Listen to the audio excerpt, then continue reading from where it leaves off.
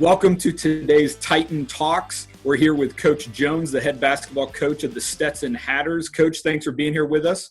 Yeah, it's great to be with you. Thanks for having me. So this week our focus is on athlete engagement, and you're in a very interesting situation here. Recently taking on this Stetson role. So let's just jump right into this thing. You obviously have an impressive resume, but so when we look at Stetson basketball, what are the things that you want to be known for? And then what are you going to do to actually make that happen?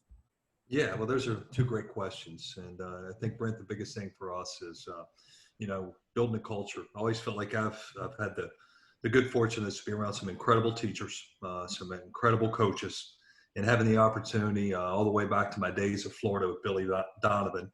We walked in and rebuilt Marshall at the time, took it to a championship status, went to Florida, University of Florida, played for 3 national championships there.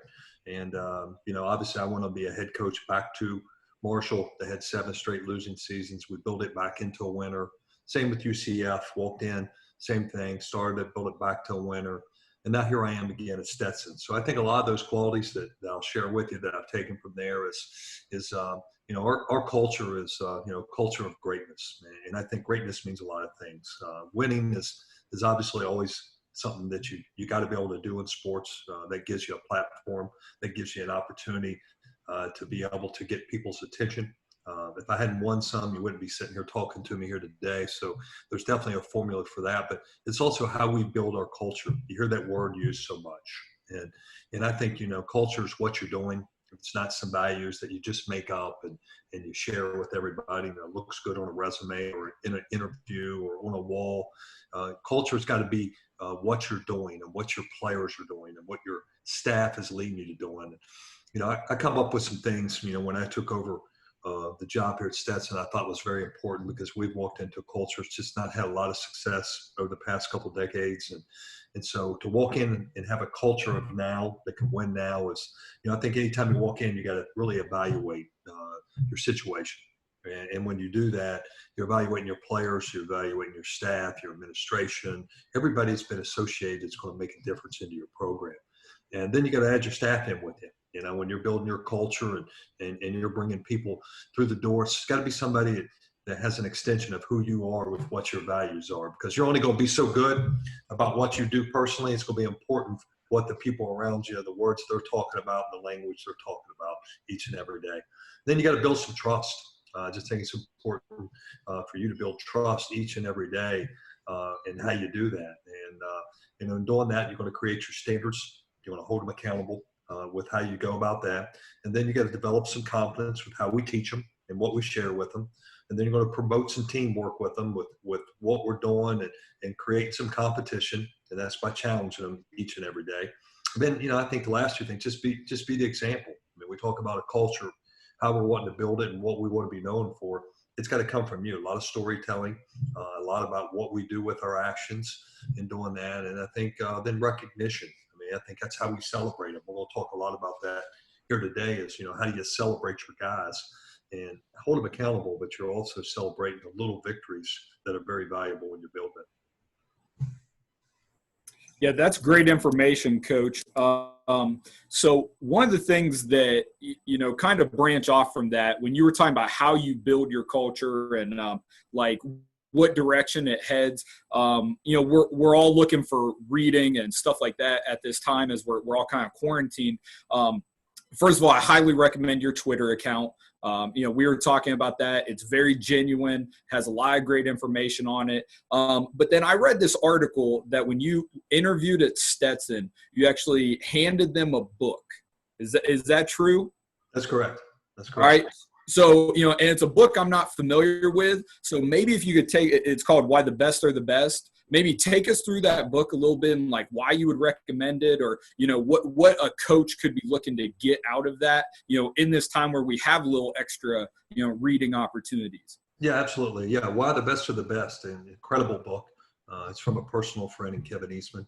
While I was out after my year at UCF, I was fortunate to join an incredible organization in the LA Clippers, and I was a scout, and I was working along alongside at the time was Kevin Eastman. And Kevin was in the process of writing that book at the time and released the book. And a lot of the insights in that book relate to his experiences being with the Boston Celtics and then on with the Clippers. But being around in the NBA and also in his times in college, it's just really recognizing 25 words that impact and why the best are the best. And so when I went through the interview with the athletic director here, I think, he's a big leadership guy. He was really looking for much more than a coach. He was looking for a teacher and a leader and a culture builder. And so with that, at the time, that book really stood out to me. And I really thought that was something at the time that I shared with him, just mindset wise of how I approach things. And I thought this was a good thing for him to be able to see of the things that we'd be teaching our players. And that's one of the books we use. We do a lot of book reading. I'm doing one, Chop Wood, Carry Water, now with our team, which is a great read that really simulates what we're doing. Joshua Medcalf, who does a great job. So we're always looking for ways to inspire our players, teach our players, and also not necessarily me teaching them, as them helping them teach themselves. And why the best of the best, Kevin Eastman's a former coach, college coach, NBA coach. So he's got a different mindset. Some guys write books that's never been coaches, and they get a different mindset from interviewing people. But he's lived it. He knows what it is. And I really thought that was a great book, Brent, to be able to share at the time, with my athletic director, of the kind of mindset that we would put with our players each and every day here at Stetson. Yeah, that's good information. So you mentioned the Chop Wood, Carry Water book. So let's get into making your culture actually happen. So you mentioned storytelling, you mentioned reading books. Like, maybe talk to us about, I know you have a lot of respect for teachers based on your Twitter account. Like, how do you actually teach your culture to your players and essentially make it a reality? Absolutely. Yeah, and I think that's a process. Obviously I got the job this time, April last year, and jumped in, had to evaluate, had a whole new team pretty much with 8 new players, but also everybody coming back was new to me and our staff. So we began to do it in a lot of different ways. We did it in group settings where we we assigned books. I gave every guy, once I got a feel for who they were, I gave each guy a book who I thought fit them.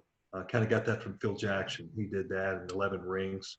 He talked about how each summer when he'd break up, he'd give the players different books based on where they thought they were in their life and what they needed and try to get a message across. Well, I did the same with our guys last summer. And then they'd come back in the fall and we'd sit down one-on-one and we'd talk about it. And then I'd give them a chance to present that in front of the team. So each book I thought was something that would inspire or grow each individual based on their needs. The second thing is we do a lot of small groups. Small group teaching to me is very important. One thing I learned being with Billy Donovan during all those years, I was with him for 13 years as an assistant. And not only is he a great teacher of the game, obviously he got a lot of credit for being a great recruiter, but he really developed people. And I think it's any culture, people are first. And, in the classroom, I'm a teacher. The reason I respect teachers so much, obviously I got an education degree as well. Never actually ended up having to teach in the classroom. I was fortunate to be a college coach once I graduated as an assistant, but I do come across the same way with the teacher's mentality with how we plan and prepare. And I think we teach 4-to-1, the mental part as well as the physical part, and Billy Donovan did the same. We bring in speakers to speak to our team. We have what we call a hats off program, and the hats off, we're the hatters at Stetson, so we call it hats off, where you take your hat off mentality-wise, and we're learning something about life. And so with that, it's pretty much a weekly deal where we're spending time. You maybe learn to tie a tie. You may be learning to, balance your checkbook. You may be hearing somebody coming in. It all has nothing to do with basketball. It has everything to do with life. So we teach through that. And then we do a lot of teaching through bringing in people to speak.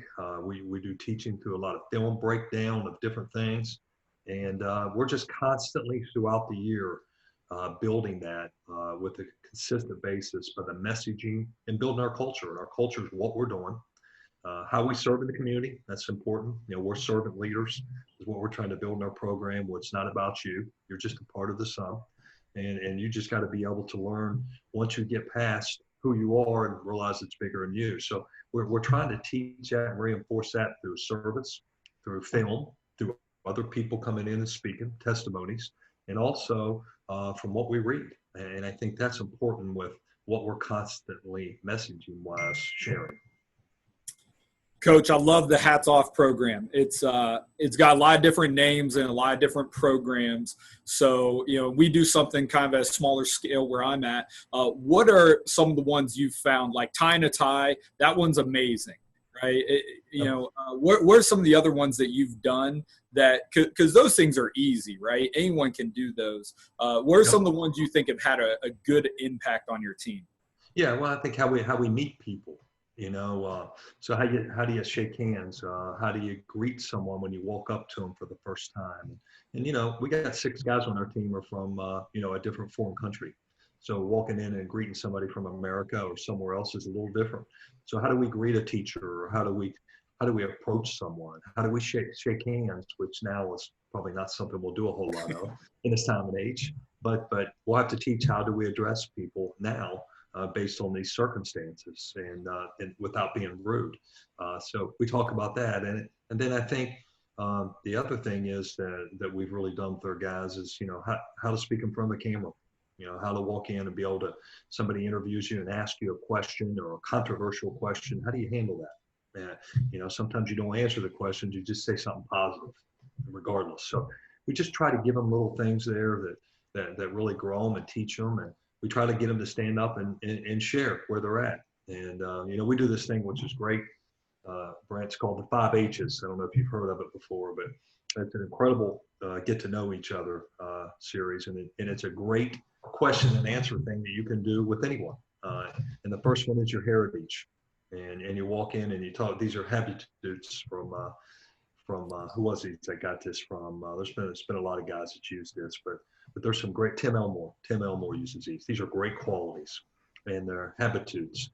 And the first one is, where's your heritage? And guys will stand up and they'll talk about where they're from, learning how to address yourself in 1 minute and 30 seconds and how to stand in front of completely strangers or first time with your guys. You talk about who you are. Everybody takes notes. We keep a journal, you take notes. So taking notes does a couple things. One, it shows respect to the person that's talking. Okay. Number 2, it also helps you get information that you can look at later on. So you really have a true analysis of your teammate. The second one we talk about is what's your hope? What's the thing you're really hoping for when basketball is over, or what's your goal in life? Your main goal, that one thing that you really are hoping for. Number 3 is what's your heartbreak, which is a really tough one. It can be very emotional. It's 1.5 minutes. You're going to be able to share your story of a heartbreak. We've all had a lot of heartbreaks. And then the 4th thing we talk about is who's your hero? Who's been your hero in your life? And then the last but not least is what's a highlight. So these are the 5 H's that we talk about. And with those, it really gets a snapshot picture of who you are, what your characteristics are, what do you value, all right, what do you celebrate, what's been an emotion for you that's important that you've lost. And so with that as a teammate, I'm getting a chance to really get a vibe on who you are. And also that helps me approach you, that helps me understand your story. And what it really tells us at the end of the day, Marin, is we've all been broken, we've all had heartbreak, we all have heroes, and we have 5 things that are very much in common.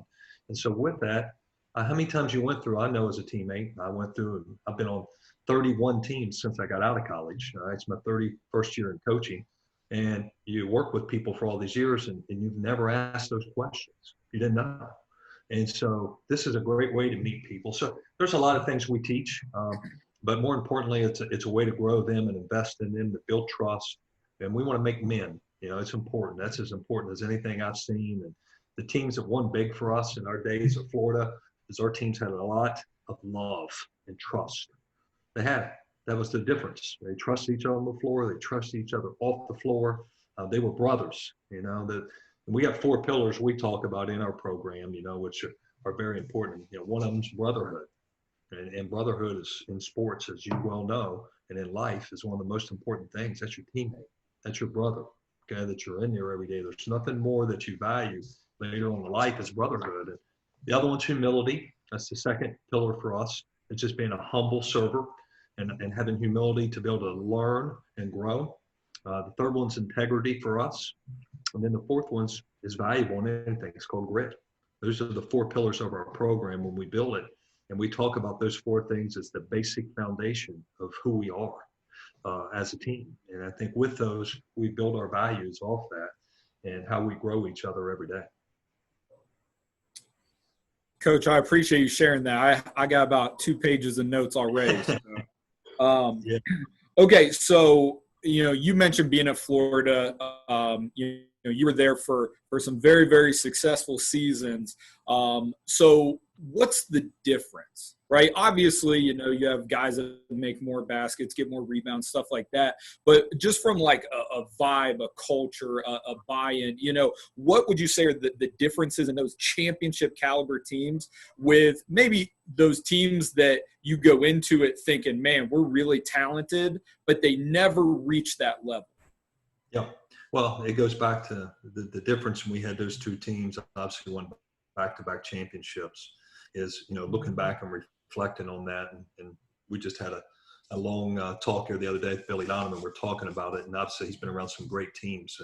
And as we look back at those guys, we realize that during that time, these guys had incredible resiliency. All right, number one, they could bounce back from anything. Those guys, they didn't live in it long. They embraced the struggle, and instead of tucking their heads, they had grit and they had brotherhood. Those two things we just talked about. That's where I built the pillars of that off of, and they had incredible love. If there's a SEC ESPN special, and it's called Repeat After Me, and it's about that team. And you'll hear in those interviews with those guys, all they talk about is how much they love their brother. I love this guy. I trust this guy. I believed in this guy. Those guys didn't care who got the credit. We had 5 guys that averaged double figures in 2006. The team came back, exact same starting 5, averaged double figures again. So nobody cared who got the credit. Some night it was your night, some night it was your night.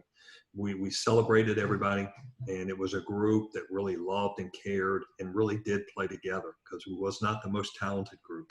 Although 3 guys ended up being top 10 picks in the draft, they didn't walk in the door as top 10 players. They become that through the result of team and winning. And I think with that, that's the difference in characteristics. Is our team was the best team in the country, but we weren't the best individuals. We've had a more talented team in 2000 that lost in the national championship game to Michigan State. They had 10 freshmen and sophomores that had about 6 or 7 pros on that team that did not have the same success as these guys. So great question, but it comes down to chemistry, it comes down to grit, it comes down to people, and these guys really had an incredible desire to want to be special. And I mentioned your Twitter account before. If anyone goes on there, they can find that Billy Donovan interview. I actually watched that this morning, and it was great. Phenomenal. Lot of basketball stuff, a lot of just culture stuff. It was really, really good. All right, so let's shift to today. Right. So we're all stuck in this quarantine situation where we have limited face-to-face access with our players. So, you've kind of laid out your plan for us. So what shifts or adjustments have you made to take this online or however you're doing it? Yeah. And, that's a great, it's a great focus right now. And I think the biggest thing is we've told our guys here, win the weight. It's been our whole mentality. How are we going to win the weight? And I think the weight is, what are we doing during this time? And how will we get better? And I think there's 3 ways to lead, even as a coach, teacher, and also as a player. We really talk about being a player-led team. And it's a vital thing that we talk about. Usually a coach-led team is kind of what my team was this year, because it's my first year. You're going to have an average team. All right. So you have to be your first year, the leader, because it's really hard for someone to know what you want. You got to teach them. And the second year, a lot of times you hope as you're moving forward that you got some guys on your team here right now who are starting to understand, well, you're kind of a coach-led team and a player-led team. And I think you got a chance to have a good team. But to have an elite team like we had with those teams in 6 and 7 winning back-to-back, you got to have a player-led team. That's what elite teams are. And I think that's where you want to be. And that's really what we've been emphasizing during our talks here right now is we did some small groups and how we get together and talk. And a lot of it hasn't been basketball. It has strictly been leadership stuff, dealing with the now. I think it's important when you have a crisis and you're a leader is that you got to, first of all, you got to be able to present the facts to them. This is where we're at today. We're going to focus on winning today. It seems like a simple mantra, but a lot of them need to hear faith. They need to hear stories. They need to hear what we're focused on today. And then you continue to do things with them to be able to create I think a calmness about where you're going, where you're at, and what you're trying to do. So we've met on Zoom calls at least once a week, and then I do one-on-ones with them. So I mean, I call you up just like you're doing with me. I'll almost interview you. I may have 10 questions, so I'll call up and I'll say, Brent, first of all, how you doing? How's your mom? How's your brother doing? Okay, how's school? Okay, and then I may sit down and say, what are 3 things you're struggling with? What are something that you focused on you're getting better at? So it's a one-on-one more or less to continually, and I write down notes from our talk. I'll write down notes.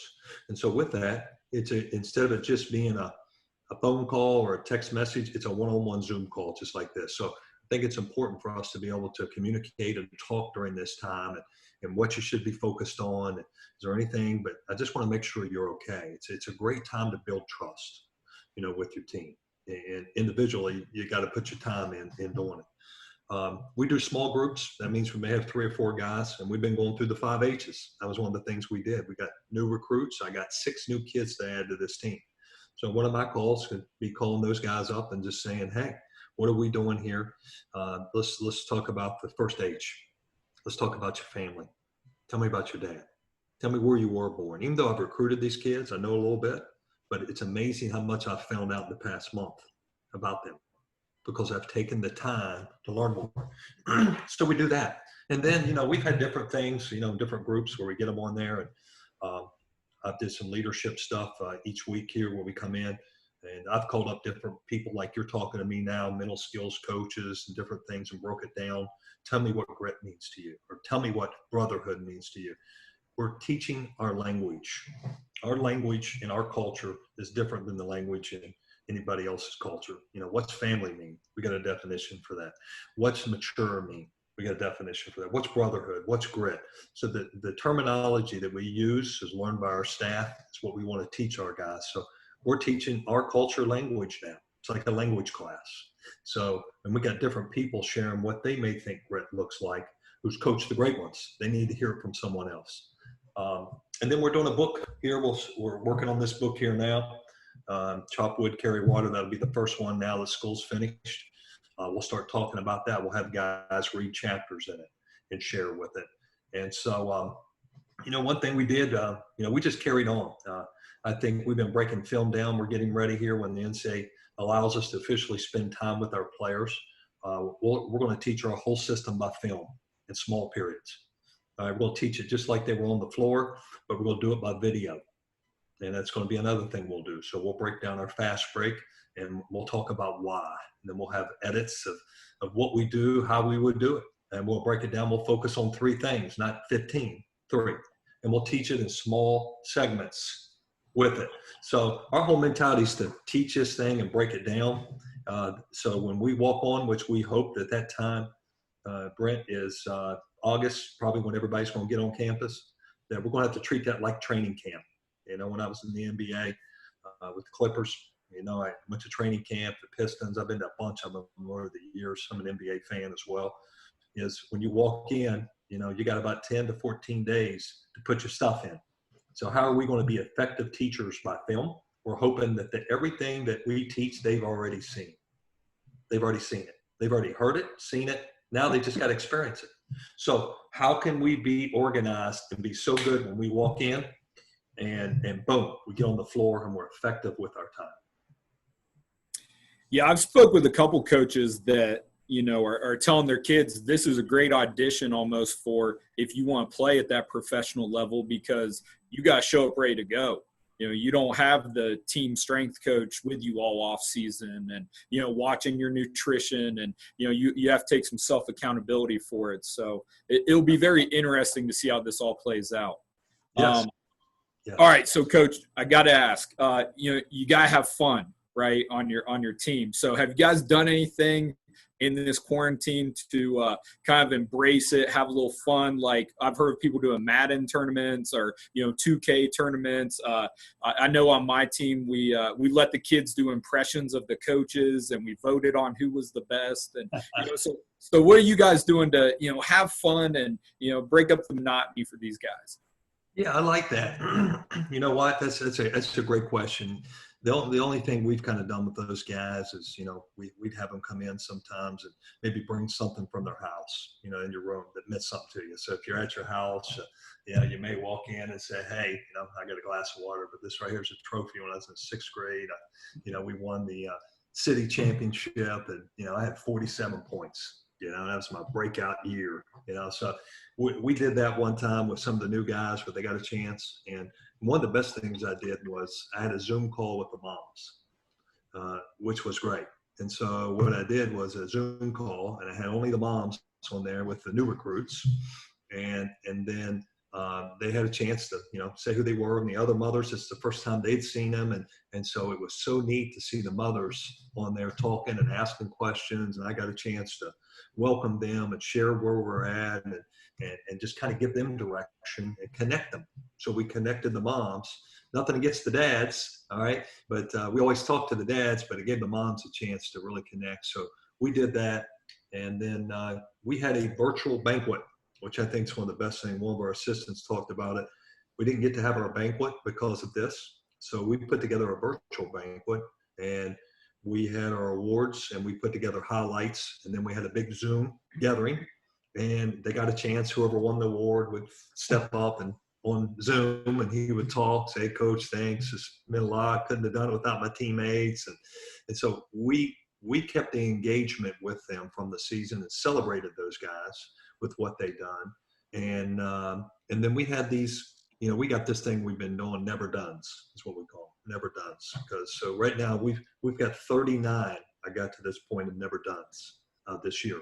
And never dones is just not what we've done winning. Never done is some of the accomplishments of a lot of little stuff that we've done. Our goal is to get 100 by this time next year of never done before at Stetson. All right. And so a virtual banquet wasn't ever done. Some of the things we've done community service have been never done. They haven't done those type things before. Not that they haven't done community service. We used to take our guys after every win and go get ice cream, and we'd celebrate it because I used to do it as a kid in Little League. Every time we won, we went to the Dairy Queen. That was like the greatest day. So I said, what can I do for these guys when we win? So we would take them to this local spot called Rodeo Whip, and it was like kids in Little League. They jump up and celebrate after our win in the locker room, go get ice cream. So it seems simple, but it has significance for them because we were trying to create a culture of expectation, but also celebrate the little wins. They matter. Yeah, that's great. Sounds like you got some interesting ways to bring your program together there. All right, this is always our most popular question and answer here from a high school perspective. So you've recruited probably all over this country, and you've been in a lot of different high schools. What are the things that when you walk in, you say, man, this is an elite program? Not necessarily, I mean, obviously you're there because they have a guy or two that, you're trying to get, but like, what are those characteristics that you see that just point and you're like, yep, that's it right there? Yeah, well, that's an incredible question. I've been asked that a couple times in a different way. And I remember walking into a program that stood out to me, not to get around that question, but first of all, to answer that in one word is pretty evident when you walk into a gym. Who's got control of the situation, okay? And it's not always by the loudest voice. It's always about, you can see the demeanor of the players and the demeanor of the coaches of who's got control of the environment, of what's going on.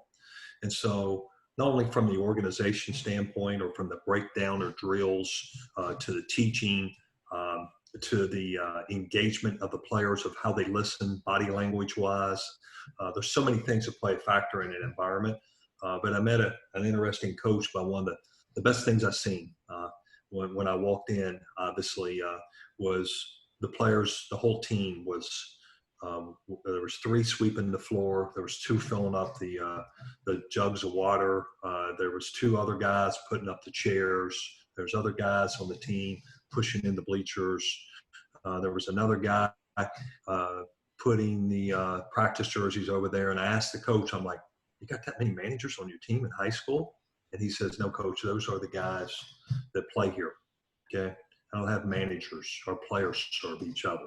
And it went on, and another guy walked in and he handed a check to the coach after practice. And everybody was clapping and celebrating, is that he had a role that everybody had played in that program, that if you played there, that when you were finished, regardless if you got a scholarship for college for basketball, that they would have money for you to go to college. They had it funded.